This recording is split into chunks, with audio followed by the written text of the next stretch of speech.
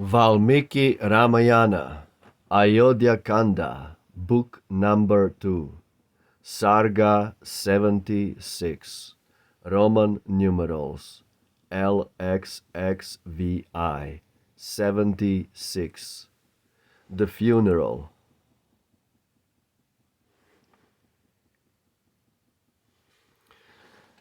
The Saint Vashishta, best of all, whose words with moving wisdom fall, Bharat Kaikeyi's son addressed, whom burning fires of grief distressed.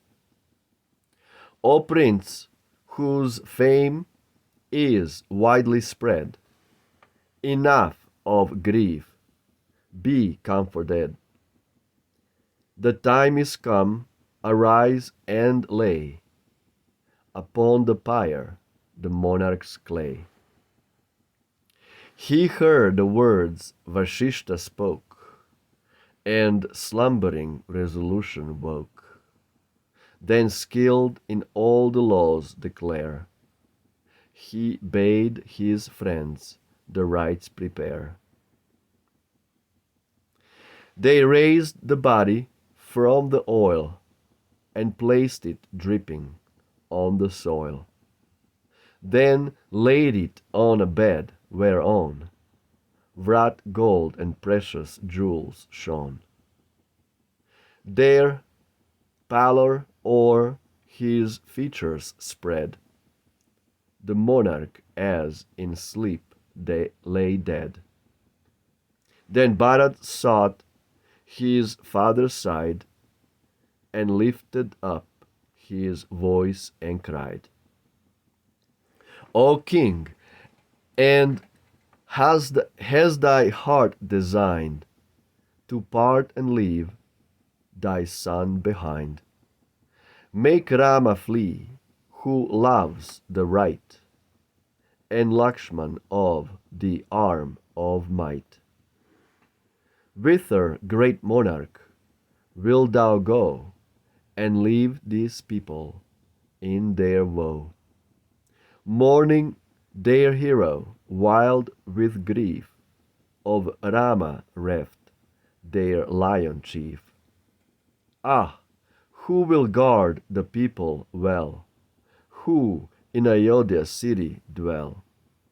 When thou, my sire, hast sought the sky, and Rama has been forced to fly, in widowed woe, bereft of thee, the land no more is fair to see. The city, to my aching sight, is gloomy as a moonless night.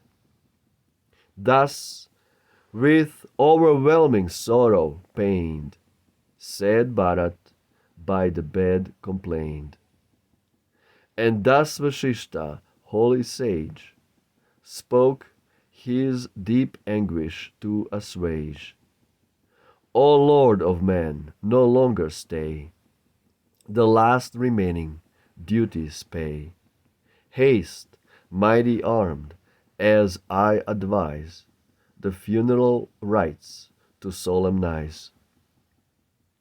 And Bharat heard Vashishta's reed with due attention and agreed. He summoned straight from every side chaplain and priest and holy guide. The sacred fires he bade them bring forth from the chapel of the king, wherein the priests in order due and ministers the offerings threw.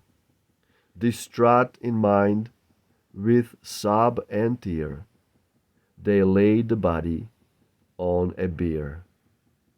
And servants, while their eyes brimmed o'er, the monarch from the palace bore. Another band of mourners led the long procession of the dead. Rich garments in the way they cast, and gold and silver as they passed. Then other hands the corse bedewed with fragrant juices that exude from sandal, cedar, aloe, pine, and every perfume rare and fine. Then priestly hands the mighty dead upon the pyre deposited. The sacred fires they tended next, and muttered low each funeral text. And priestly singers who rehearse the shamans sang their holy verse. Forth from the town in litters came, or chariots many a royal dame, and honored saw the funeral ground, with aged followers ringed around, with steps in inverse order bent, the priests in sad procession went. Around the monarch's burning pyre, who well had nursed each sacred fire, with Queen Kaushalya and the rest, their tender hearts with woe distressed. The voice of women, shrill and clear, as screaming curlews smote the ear. As from 1,000 voices rose the shriek that tells of women's woes. Then weeping faint with loud lament, down Saraju's shelving bank they went. There standing on the river side, with Bharat, priest and peer, their lips the women purified, with water fresh and clear. Returning to the royal town, their eyes with teardrops filled, 10 days on earth they laid them down, and wept till grief was stilled. Absolutely beautiful. Footnotes 181, 185 1. Bharat does not intend these curses for any particular person.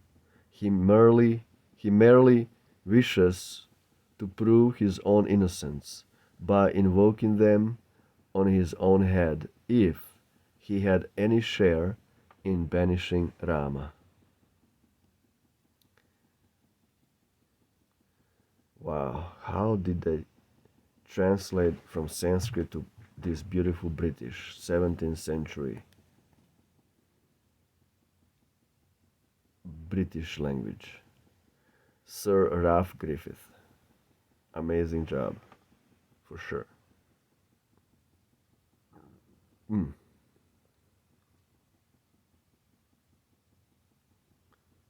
So you have the almost detailed description of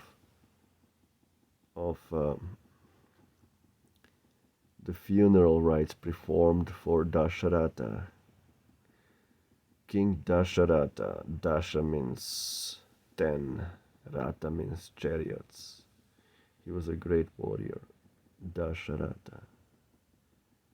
He was kept in oil, and then Bharat was called to come. And finally Bharat is come to Ayodhya, and they took the monarch, the king's body out of oil, and now they put him on the pyre, the funeral pyre. So back then everything was done through cremation rather than burying 6 feet under.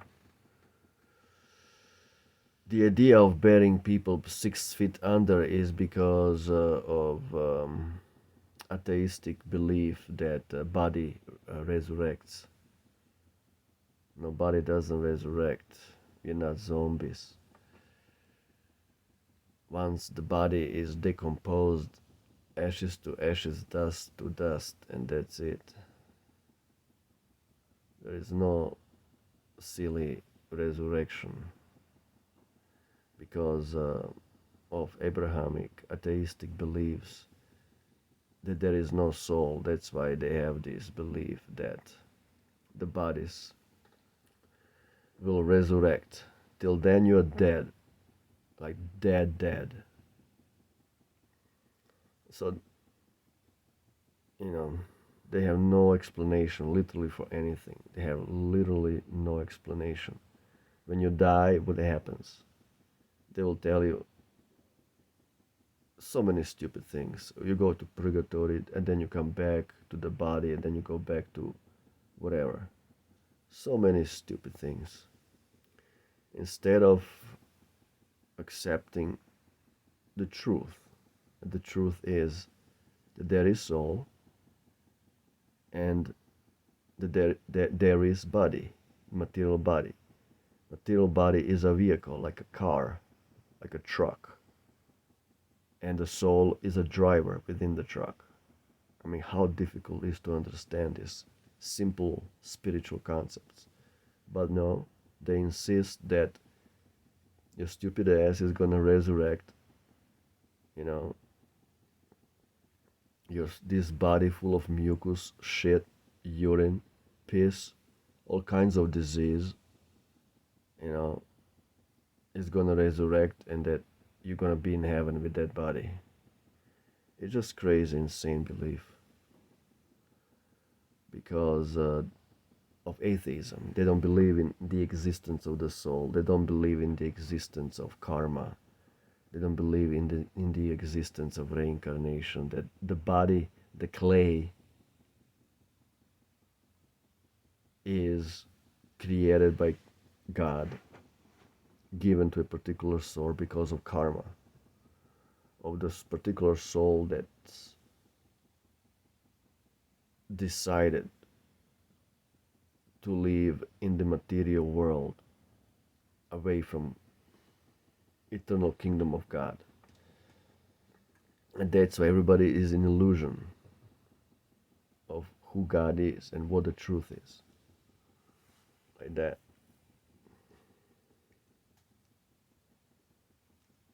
That's the truth. Soul, karma, reincarnation, till you finally understand that you are not this material body, your eternal soul, eternal part of God, and your purpose is to serve God. Not to serve man, but to serve God. Rama, Krishna, Christos, Christ. Christ is a silly British pronunciation of Krishna. It's all it is. A four-armed God. A perverted version of Krishna. A dead iconastic.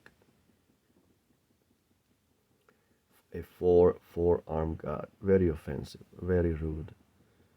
Very rude. Very offensive to be thinking that this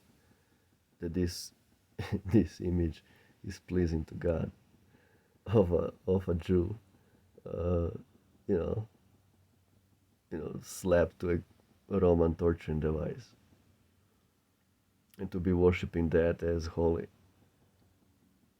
This is all Abrahamic Kali Yuga satanic religions.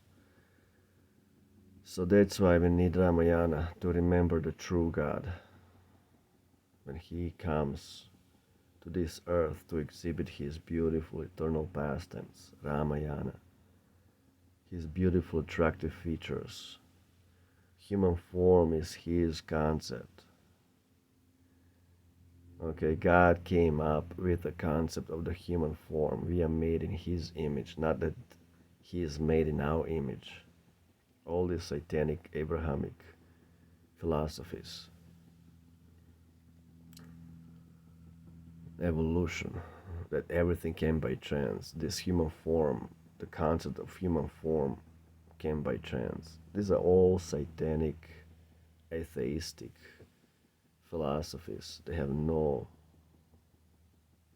basis in reality. Complete fairy tales.